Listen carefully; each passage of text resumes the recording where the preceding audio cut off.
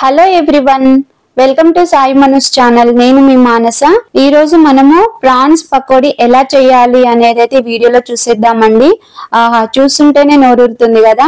అసలు ఇలా ఒక్కసారి ట్రై చేసి చూడండి. మీరు కూడా ఎంతో టేస్టీగా రెస్టారెంట్ స్టైల్లో ఇంట్లోనే చేసుకొని తినొచ్చండి. నేను ఒక రెస్టారెంట్ కి వెళ్ళానండి. వెళ్ళినప్పుడు అక్కడ చూసాను అనమాట. సో తినేటప్పుడు నాకు చాలా బాగా అనిపించింది. అలాగే వీడియో చేస్తే కూడా బాగుంటది అని చెప్పేసి నేనైతే ఈ రెసిపీని క్రాక్ చేయడం జరిగింది. సో నేను చెప్పిన విధంగా మీరు కూడా చేయండి. ప్రొసీజర్ లోకి వెళ్ళిపోదాము. ఇప్పుడు ప్రాన్స్ ఈ విధంగా క్లీన్ చేసి పెట్టుకున్న తర్వాత సాల్ట్ అండ్ పసుపు వేసి కలిపేసుకొని 1 అవర్ పక్కకు పెట్టేసేయాలి. దీన్ని మంచిగా ప్రాపర్ గా కలపాలి. ఇక్కడ ప్రతి ముక్కలకు పట్టే విధంగా కలిపేసుకోవాలి. ఇలా పసుపు ఉప్పు వేసి ఎందుకు పెడతామంటే నీచు వాసన అనేది వస్తుందండి. సీ ఫుడ్ ఏదైనా వస్తుంది కదా, అందుకోసం ఇలా పెట్టేసుకోవాలి.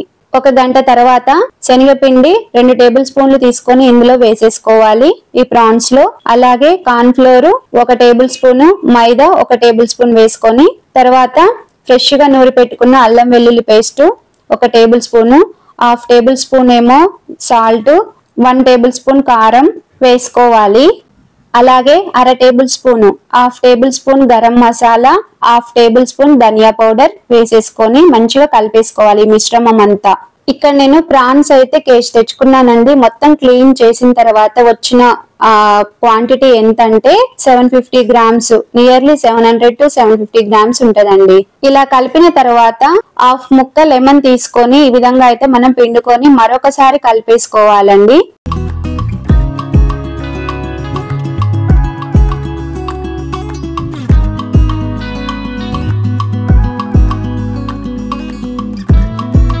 ఈ విధంగా కలిపిన తర్వాత కొంచెం కొంచెం వాటర్ పోసుకుంటూ, మనకు తెలుసు కదా ఇక మనకు బ్యాటర్ ఎలా ఉండాలి కన్సిస్టెన్సీ అనేది, అలా వచ్చే వరకు కలుపుకోవాలండి. వాటర్ అనేది ఒక్కసారి పోయకూడదు. మనము పకోడీ టైప్ చేస్తాం కదండి, సేమ్ అదే కన్సిస్టెన్సీ. బజ్జీ పకోడీ గానీ లేదంటే ఆనియన్ పకోడీ గానీ ఏ పకోడీ అయినా అదే కన్సిస్టెన్సీ వచ్చే వరకు మనం కలుపుకోవాలి ఇక్కడ కూడా. ఇప్పుడు స్టవ్ ఆన్ చేసి కడాయి పెట్టేసుకొని ఆయిల్ సరిపడా పోసుకోవాలండి. కొంచెమే ఆయిల్ పోయాలండి. 100 to 200 గ్రామ్స్ పోస్తే సరిపోతుంది. ఈ విధంగా కరివేపాకు ఫ్రై చేసి పెట్టుకోవాలి. ఆ తర్వాత గ్రీన్ చిల్లీస్ కూడా ఇక్కడ వీడియోలో చూస్తున్న విధంగా ఫ్రై చేసి పెట్టుకోవాలండి. మరీ ఎక్కువగా ఫ్రై అవ్వకూడదండి ఈ పచ్చిమిర్చి అనేది, ఎందుకంటే నోట్లో వేసుకుంటే మంచిగా తునిగే విధంగా ఉండాలి. ఓవర్ గా ఫ్రై అయితే సాగుతాయండి, అలా బాగుండదు అస్సలు. ఇక్కడ చూస్తున్నారు కదా వీడియోలో, సేమ్ అదే ఆ లెక్క వచ్చే విధంగా మీరు కూడా ఇలానే ఫ్రై చేసుకోవాలి. అప్పుడే టేస్టీగా ఉంటది. పంట కింద పచ్చిమిర్చి పెట్టుకొని జస్ట్ కొరకగానే కట్ అయిపోవాలి. అలా రావాలండి ఫ్రై అనేది, అలా అవ్వాలి. ఇప్పుడు జీడిపప్పు 10 నుంచి 15 వరకు తీసుకొని ఈ విధంగా అయితే ఫ్రై చేసుకోవాలి. బ్రౌన్ కలర్ లేదా గోల్డెన్ కలర్ వచ్చే విధంగా ఫ్రై చేసుకొని తీసేసుకోవాలి ఆయిల్ లోంచి. అదేంటి ఆయిల్ పోసిన తర్వాత ప్రాన్స్ ఫ్రై చేయాలి కానీ ఇవన్నీ ఫ్రై చేసి చూపిస్తున్నారేంటి అని డౌట్ వచ్చిందా మీకు? వచ్చిందో లేదో తెలీదు, తర్వాత చెప్తాను. అలాగే చూస్తూ ఉండండి. ఇప్పుడైతే మనం ప్రాన్స్ ఈ విధంగా ఒక్కొక్కటిగా వేసుకుంటూ ఫ్రై చేసుకోవాలండి.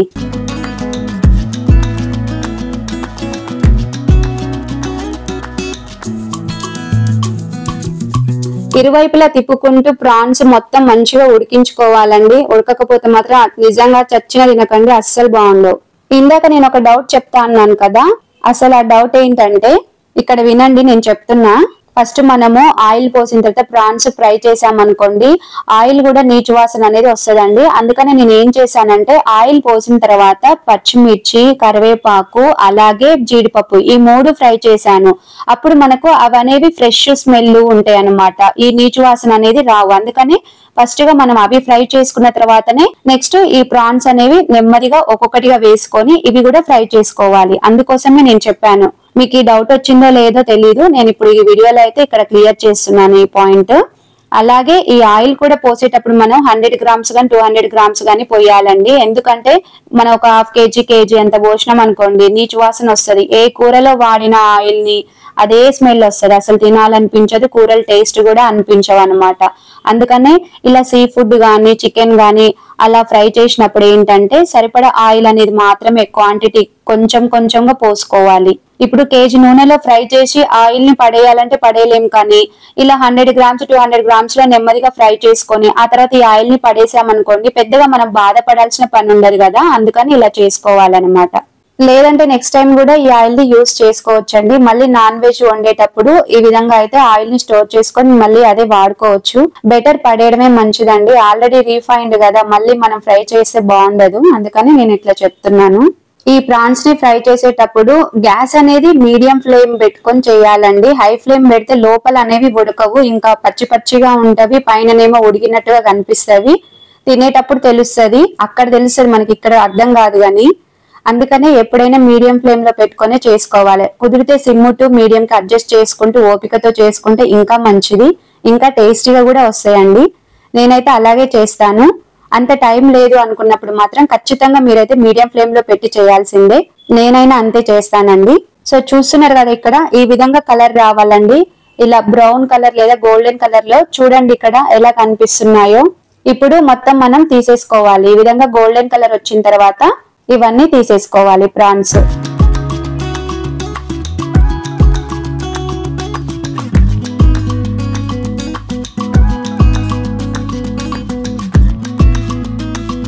ఆహా, చూస్తుంటేనే నోరూరుతుంది కదా, ఎప్పుడెప్పుడు తిందామా అని అనిపిస్తుంది.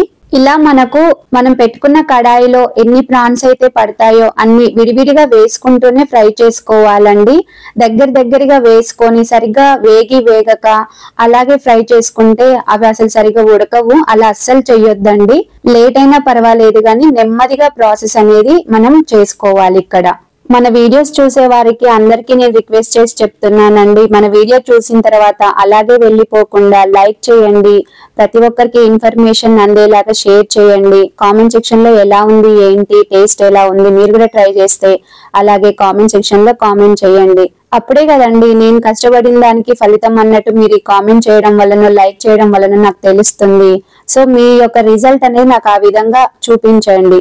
నేను రిక్వెస్ట్ చేస్తున్నాను, లైక్ చేయండి, షేర్ చేయండి, మన ఛానల్ ని సబ్స్క్రైబ్ చేసుకోండి, అందరికీ ఈ వీడియోని ఫార్వర్డ్ చేయండి.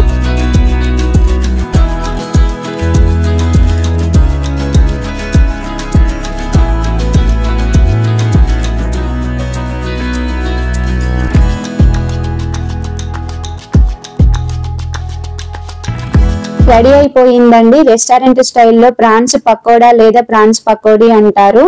చూడండి, చూస్తుంటేనే నోరూరుతుంది, అంత అద్భుతంగా ఉంటదండి. మీరు కూడా ఈ విధంగా చేసుకొని తినండి. అసలు ఇది డ్రింక్స్ లోకి అయితే ఇంకా ఎక్సలెంట్ అండి. డ్రింక్స్ తాగే వాళ్ళకైతే సూపర్ కాంబినేషన్ ఇది. ఈ పకోడీ, ప్రాన్స్ పకోడీ అంతా ఒక ప్లేట్ లోకి తీసుకున్న తర్వాత కట్ చేసి పెట్టుకున్న ఆనియన్స్, అలాగే కొంచెం లెమన్ ముక్క పెట్టుకోవాలి, కొంచెం కొత్తిమీర చల్లుకోవాలండి. రెడీ అయిపోయింది. చూడండి ఎలా ఉందో. వీడియోలో చూసిన విధంగా లెమన్ పిండుకొని వేడి చల్లరక ముందుకే ప్రాన్స్ తినేయండి, సూపర్ టేస్టీగా ఉంటాయి. కుదిరితే టమాటా సాస్ తో కూడా తినండి, చాలా చాలా టేస్టీగా ఉంటాయి అలా కూడా. ఈ వీడియోని లాస్ట్ వరకు చూసిన ప్రతి ఒక్కరికి thank you so much. Comment section లో చెప్పండి ఎలా ఉంది ఈ రెసిపీ అనేది. బాయ్ అండి, మరో వీడియోతో మళ్ళీ కలుస్తాను.